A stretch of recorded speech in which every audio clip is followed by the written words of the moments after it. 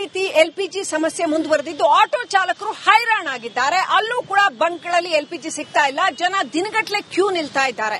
Auto ಚಾಲಕರ ಬದುಕು ನರಕ ಅನ್ನೋ ಮಟ್ಟಿಗೆ ಈ ಗ್ಯಾಸ್ ಸಮಸ್ಯೆ ಉಲ್ಬಣಿಸಿದೆ. ಹಾಗಾಗಿ ಕಲಬುರಗಿ ಆಟೋ ಚಾಲಕರು ಈ ಸಮಸ್ಯೆನ ಆದಷ್ಟು ಬೇಗ ಪರಿಹರಿಸಿ ಅಂತ ಸರ್ಕಾರದ ವಿರುದ್ಧ ಪ್ರತಿಭಟನೆ ಮಾಡಿದ್ದಾರೆ. ಆಟೋಗಳಿಗೆ ಎಲ್ಪಿಜಿ ಗ್ಯಾಸ್ ಸಿಗದಂತ ಹಿನ್ನೆಲೆಯಲ್ಲಿ ಇದೀಗ ಆಟೋ ಚಾಲಕರು ಬೀದಿಗಿಳಿದು ಹೋರಾಟ ನಡೆಸೋದಕ್ಕೆ ಮುಂದಾಗಿರುವಂತದ್ದು. ಕಲಬುರಗಿ ನಗರದ ಏನು ಎಸ್ವಿಪಿ ವೃತ್ತದಿಂದ ಜಿಲ್ಲಾಧಿಕಾರಿ ಕಚೇರಿವರೆಗೂ ಕಲ್ಯಾಣ ಕರ್ನಾಟಕ ಆಟೋ ಚಾಲಕರ ಸಂಘದ ವತಿಯಿಂದ ಪ್ರತಿಭಟನೆಯನ್ನ ನಡೆಸಿ ಇದೀಗ ಜಿಲ್ಲಾಧಿಕಾರಿ ಕಚೇರಿಯ ಮುಂಭಾಗದಲ್ಲಿ ಆಟೋ ಚಾಲಕರು ಪ್ರತಿಭಟನೆಯನ್ನ ನಡೆಸ್ತಾ ಇರುವಂತದ್ದು. ಕಳೆದ 3-4 ದಿನಗಳಿಂದಲೂ ಕೂಡ ಆಟೋಗಳಿಗೆ ಏನು ಗ್ಯಾಸ್ ಸಿಗದೇ ಇರುವಂತಹ ಹಿನ್ನೆಲೆಯಲ್ಲಿ ಸಾಕಷ್ಟು ತೊಂದರೆಯನ್ನ ಅನುಭವಿಸ್ತಾ ಇದ್ದೀವಿ ಅನ್ನುವಂತ ಆಕ್ರೋಶವನ್ನ ಹೊರಹಾಕ್ತಾ ಇರುವಂತದ್ದು. ಅದಲ್ಲದೆ ದರವನ್ನ ಏಕಾಏಕಿಯಾಗಿ ಬೇಕಾಬಿಟ್ಟಿಯಾಗಿ ದರವನ್ನ ಏರಿಕೆ ಮಾಡ್ತಾ ಇದ್ದಾರೆ. ಸೊ ಹಾಗಾಗಿ ಅಷ್ಟೊಂದು ದರವನ್ನ ಕೊಟ್ಟು ನಾವು ಗ್ಯಾಸ್ ಗಳನ್ನ ತುಂಬೋದಕ್ಕೆ ಆಗ್ತಾ ಇಲ್ಲ. ಆದ್ರೆ ಸದ್ಯ ಇದೀಗ ದರ ಏರಿಕೆಯ ನೆಪದಲ್ಲಿ ಸಾಕಷ್ಟು ಪೆಟ್ರೋಲ್ ಬಂಕ್ಗಳು ಕೂಡ ಬಂದ್ ಆಗಿವೆ. ಸೊ ಪೆಟ್ರೋಲ್ ಬಂಕ್ಗಳು ಬಂದ್ ಆಗಿರುವಂತಹ ಹಿನ್ನೆಲೆಯಲ್ಲಿ ನಮ್ಮೆಲ್ಲ ಕುಟುಂಬಗಳು ಕೂಡ ಬೀದಿಗೆ ಬಂದಿವೆ ಅನ್ನುವಂತ ನಿಟ್ಟಿನಲ್ಲಿ ರಾಜ್ಯ ಸರ್ಕಾರದ ವಿರುದ್ಧ ಆಕ್ರೋಶವನ್ನ ಕೂಡ ಹೊರಹಾಕ್ತಾ ಇರುವಂತದ್ದು. ನಾನು ನೇರವಾಗಿ ಆಟೋ ಚಾಲಕರನ್ನೇ ಮಾತಾಡಿಸ್ತಾ ಹೋಗ್ತೀನಿ, ಏನ್ ಹೇಳ್ತಾರೆ ಅಂತ ಹೇಳಿ.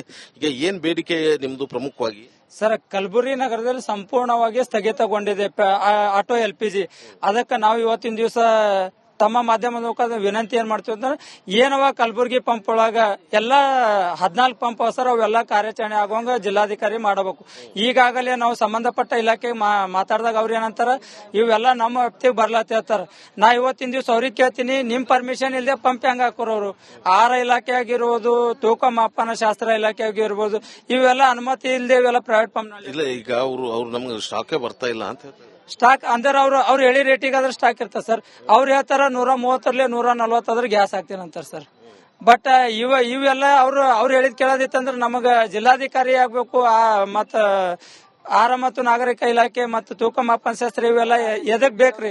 ಸರ್ಕಾರ ಎದಕ್ ಬೇಕು? ಹಂಗಿದ್ರೆ ಪ್ರೈವೇಟ್ ಯಾರು ಬಂಡವಾಳ ಸೇವೆ ಅವ್ರಿಗೆ ಮಾತೆ ಕೇಳ್ಕೊತ ನಾವು ಹೋಗ್ಬೇಕತ್ತ ಬಡ. ಅದಕ್ಕ ನಾ ಏನ್ ಹೇಳ್ತೀನಿ, ಮೊದಲ 55 ಇತ್ತು. ಜಿಲ್ಲಾಧಿಕಾರಿಗಳು ಏನ್ ಮಾಡ್ಬೇಕು, ಮೊದ್ಲಿಂದ ಏನು ವಯಸ್ಸ ಈಗಿಂದ ಏನು ವಯಸ್ಸ ತಂದು ಪರಿಶೀಲನೆ ಮಾಡ್ಬೇಕು. ರೇಟ್ ಹೆಚ್ಚಿಗಾಗ್ಯದ ಏನಿಲ್ಲ, ಎಲ್ಲ ಒಂದು ಪರಿಶೀಲನೆ ಮಾಡಿ ದರ ನಿಗದಿ ಮಾಡ್ಬೇಕು. ನಮ್ಮ ವ್ಯಾಪ್ತಿಗೆ ಬರ್ಲತ್ತ ಮತ್ತೆ ಯಾರ ವ್ಯಾಪ್ತಿಗೆ ಬರ್ತದ? ನಾವ್ ಯಾರಿಗ್ ಕೇಳಮ್ಮಿ? ಹಂಗೆ ಇತ್ತಂದ್ರೆ ನಮ್ಗೆ ಜಿಲ್ಲಾಧಿಕಾರಿಗಳೇ ಆಗ್ಬೇಕು, ಆಹಾರ ಇಲಾಖೆ ಎದಕ್ ಬೇಕು? ಇವರೆಲ್ಲ ಬಿಟ್ಟು ಮನೆಗೆ ಹೋಗ್ಲಿಲ್ಲ. ನಮ್ಮ ಜನರ ದುಡ್ಡಲ್ಲಿ ಪಗಾರ ತಗೊಂಡು ಜನರಿಗೆ ಇವರು ಸೇವೆ ಕೊಡಲ್ಲ ಅಂದ್ರೆ ಮತ್ತೆ ಇಂಥ ಅಧಿಕಾರಿಗಳೇ ನಮಗೆ ಎದಕ್ ಬೇಕು? ದರ ಏರಿಕೆ ವಿರುದ್ಧ ತಮ್ಮ ಆಕ್ರೋಶವನ್ನ ಹೊರಹಾಕ್ತಾ ಇರುವಂತದ್ದು. ಕ್ಯಾಮರಾ ಪರ್ಸನ್ ವಿಜಯ್ ಕುಮಾರ್ ಜೊತೆ ಓಂ ಪ್ರಕಾಶ್ ಮುನ್ನೂರ್, ರಿಪಬ್ಲಿಕ್ ಕನ್ನಡ, ಕಲಬುರಗಿ. ಕೂಡ ಇದೇ ರೀತಿ ಎಲ್ಪಿಜಿ ಸಮಸ್ಯೆ ಮುಂದುವರೆದಿದ್ದು ಆಟೋ ಚಾಲಕರು ಹೈರಾಣಾಗಿದ್ದಾರೆ. ಅಲ್ಲೂ ಕೂಡ ಬಂಕ್ಗಳಲ್ಲಿ ಎಲ್ಪಿಜಿ ಸಿಗ್ತಾ ಇಲ್ಲ. ಜನ ದಿನಗಟ್ಟಲೆ ಕ್ಯೂ ನಿಲ್ತಾ ಇದ್ದಾರೆ. ಆಟೋ ಚಾಲಕರ ಬದುಕು ನರಕ ಅನ್ನೋ ಮಟ್ಟಿಗೆ ಈ ಗ್ಯಾಸ್ ಸಮಸ್ಯೆ ಉಲ್ಬಣಿಸಿದೆ. ಹಾಗಾಗಿ ಕಲಬುರಗಿ ಆಟೋ ಚಾಲಕರು ಈ ಸಮಸ್ಯೆನ ಆದಷ್ಟು ಬೇಗ ಪರಿಹರಿಸಿ ಅಂತ ಸರ್ಕಾರದ ವಿರುದ್ಧ ಪ್ರತಿಭಟನೆ ಮಾಡಿದ್ದಾರೆ.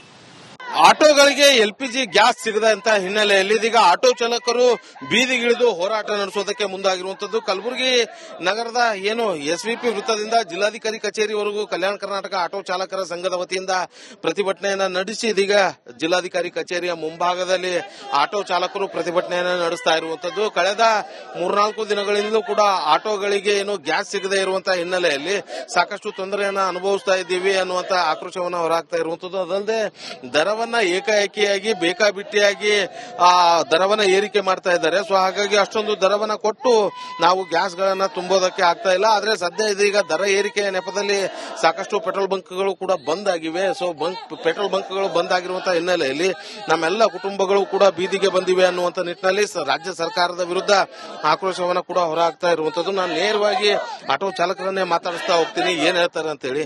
ಈಗ ಏನ್ ಬೇಡಿಕೆ ನಿಮ್ದು ಪ್ರಮುಖವಾಗಿ?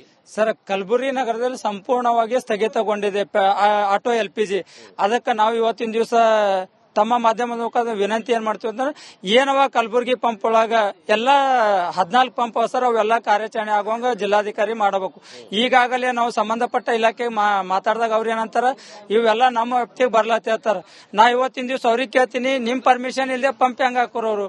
ಆಹಾರ ಇಲಾಖೆ ಆಗಿರ್ಬೋದು, ತೂಕ ಮಾಪನ ಶಾಸ್ತ್ರ ಇಲಾಖೆ ಆಗಿರ್ಬೋದು, ಇವೆಲ್ಲ ಅನುಮತಿ ಇಲ್ಲದೆ ಇವೆಲ್ಲ ಪ್ರೈವೇಟ್ ಪಂಪ್ ಇಲ್ಲ. ಈಗ ಅವ್ರು ನಮ್ಗೆ ಸ್ಟಾಕೇ ಬರ್ತಾ ಇಲ್ಲ ಅಂತ ಹೇಳ್ತಾರೆ. ಸ್ಟಾಕ್ ಅಂದ್ರೆ ಅವ್ರು ಹೇಳಿ ರೇಟಿಗೆ ಆದ್ರೆ ಸ್ಟಾಕ್ ಇರ್ತದೆ ಸರ್.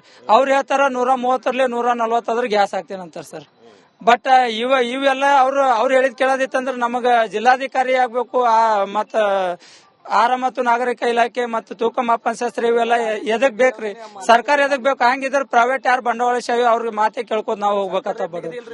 ಅದಕ್ಕ ನಾ ಏನ್ ಹೇಳ್ತೀನಿ, ಮೊದಲ 55 ಇತ್ತು. ಜಿಲ್ಲಾಧಿಕಾರಿಗಳು ಏನ್ ಮಾಡ್ಬೇಕು, ಮೊದ್ಲಿಂದ ಏನು ವಯಸ್ಸ ಈಗಿಂದ ಏನು ವಯಸ್ಸ ತಂದು ಪರಿಶೀಲನೆ ಮಾಡ್ಬೇಕು. ರೇಟ್ ಹೆಚ್ಚಿಗೆ ಆಗ್ಯದ ಏನಿಲ್ಲ ಎಲ್ಲ ಒಂದು ಪರಿಶೀಲನೆ ಮಾಡಿ ದರ ನಿಗದಿ ಮಾಡ್ಬೇಕು. ನಮ್ಮ ವ್ಯಾಪ್ತಿಗೆ ಬರ್ಲತ್ತ ಮತ್ತೆ ಯಾರ ವ್ಯಾಪ್ತಿಗೆ ಬರ್ತದ ನಾವ್ ಯಾರಿಗ್ ಕೇಳಮ್ಮಿ?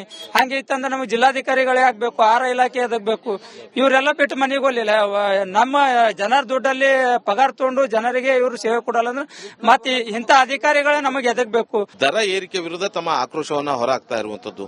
ಕ್ಯಾಮರಾ ಪರ್ಸನ್ ವಿಜಯ್ ಕುಮಾರ್ ಜೊತೆ ಓಂ ಪ್ರಕಾಶ್ ಮುನ್ನೋರ್, ರಿಪಬ್ಲಿಕ್ ಕನ್ನಡ, ಕಲಬುರಗಿ. ಕೂಡ ಇದೇ ರೀತಿ ಎಲ್ಪಿಜಿ ಸಮಸ್ಯೆ ಮುಂದುವರೆದಿದ್ದು ಆಟೋ ಚಾಲಕರು ಹೈರಾಣಾಗಿದ್ದಾರೆ. ಅಲ್ಲೂ ಕೂಡ ಬಂಕ್ಗಳಲ್ಲಿ ಎಲ್ಪಿಜಿ ಸಿಗ್ತಾ ಇಲ್ಲ. ಜನ ದಿನಗಟ್ಟಲೆ ಕ್ಯೂ ನಿಲ್ತಾ ಇದ್ದಾರೆ. ಆಟೋ ಚಾಲಕರ ಬದುಕು ನರಕ ಅನ್ನೋ ಮಟ್ಟಿಗೆ ಈ ಗ್ಯಾಸ್ ಸಮಸ್ಯೆ ಉಲ್ಬಣಿಸಿದೆ. ಹಾಗಾಗಿ ಕಲಬುರಗಿ ಆಟೋ ಚಾಲಕರು ಈ ಸಮಸ್ಯೆನ ಆದಷ್ಟು ಬೇಗ ಪರಿಹರಿಸಿ ಅಂತ ಸರ್ಕಾರದ ವಿರುದ್ಧ ಪ್ರತಿಭಟನೆ ಮಾಡಿದ್ದಾರೆ. ಆಟೋಗಳಿಗೆ ಎಲ್ಪಿಜಿ ಗ್ಯಾಸ್ ಸಿಗದಂತ ಹಿನ್ನೆಲೆಯಲ್ಲಿ ಇದೀಗ ಆಟೋ ಚಾಲಕರು ಬೀದಿಗಿಳಿದು ಹೋರಾಟ ನಡೆಸೋದಕ್ಕೆ ಮುಂದಾಗಿರುವಂತದ್ದು. ಕಲಬುರಗಿ ನಗರದ ಏನು ಎಸ್ವಿಪಿ ವೃತ್ತದಿಂದ ಜಿಲ್ಲಾಧಿಕಾರಿ ಕಚೇರಿವರೆಗೂ ಕಲ್ಯಾಣ ಕರ್ನಾಟಕ ಆಟೋ ಚಾಲಕರ ಸಂಘದ ವತಿಯಿಂದ ಪ್ರತಿಭಟನೆಯನ್ನ ನಡೆಸಿ ಇದೀಗ ಜಿಲ್ಲಾಧಿಕಾರಿ ಕಚೇರಿಯ ಮುಂಭಾಗದಲ್ಲಿ ಆಟೋ ಚಾಲಕರು ಪ್ರತಿಭಟನೆಯನ್ನ ನಡೆಸ್ತಾ ಇರುವಂತದ್ದು. ಕಳೆದ 3-4 ದಿನಗಳಿಂದಲೂ ಕೂಡ ಆಟೋಗಳಿಗೆ ಏನು ಗ್ಯಾಸ್ ಸಿಗದೇ ಇರುವಂತಹ ಹಿನ್ನೆಲೆಯಲ್ಲಿ ಸಾಕಷ್ಟು ತೊಂದರೆಯನ್ನ ಅನುಭವಿಸ್ತಾ ಇದ್ದೀವಿ ಅನ್ನುವಂತ ಆಕ್ರೋಶವನ್ನ ಹೊರಹಾಕ್ತಾ ಇರುವಂತದ್ದು. ಅದಲ್ಲದೆ ದರವನ್ನ ಏಕಾಏಕಿಯಾಗಿ ಬೇಕಾಬಿಟ್ಟಿಯಾಗಿ ದರವನ್ನ ಏರಿಕೆ ಮಾಡ್ತಾ ಇದ್ದಾರೆ. ಸೊ ಹಾಗಾಗಿ ಅಷ್ಟೊಂದು ದರವನ್ನ ಕೊಟ್ಟು ನಾವು ಗ್ಯಾಸ್ ಗಳನ್ನ ತುಂಬೋದಕ್ಕೆ ಆಗ್ತಾ ಇಲ್ಲ. ಆದ್ರೆ ಸದ್ಯ ಇದೀಗ ದರ ಏರಿಕೆಯ ನೆಪದಲ್ಲಿ ಸಾಕಷ್ಟು ಪೆಟ್ರೋಲ್ ಬಂಕ್ಗಳು ಕೂಡ ಬಂದ್ ಆಗಿವೆ. ಸೊ ಪೆಟ್ರೋಲ್ ಬಂಕ್ಗಳು ಬಂದ್ ಆಗಿರುವಂತಹ ಹಿನ್ನೆಲೆಯಲ್ಲಿ ನಮ್ಮೆಲ್ಲ ಕುಟುಂಬಗಳು ಕೂಡ ಬೀದಿಗೆ ಬಂದಿವೆ ಅನ್ನುವಂತ ನಿಟ್ಟಿನಲ್ಲಿ ರಾಜ್ಯ ಸರ್ಕಾರದ ವಿರುದ್ಧ ಆಕ್ರೋಶವನ್ನ ಕೂಡ ಹೊರಹಾಕ್ತಾ ಇರುವಂತದ್ದು. ನಾನು ನೇರವಾಗಿ ಆಟೋ ಚಾಲಕರನ್ನೇ ಮಾತಾಡಿಸ್ತಾ ಹೋಗ್ತೀನಿ, ಏನ್ ಹೇಳ್ತಾರೆ ಅಂತ ಹೇಳಿ. ಈಗ ಏನ್ ಬೇಡಿಕೆ ನಿಮ್ದು ಪ್ರಮುಖವಾಗಿ?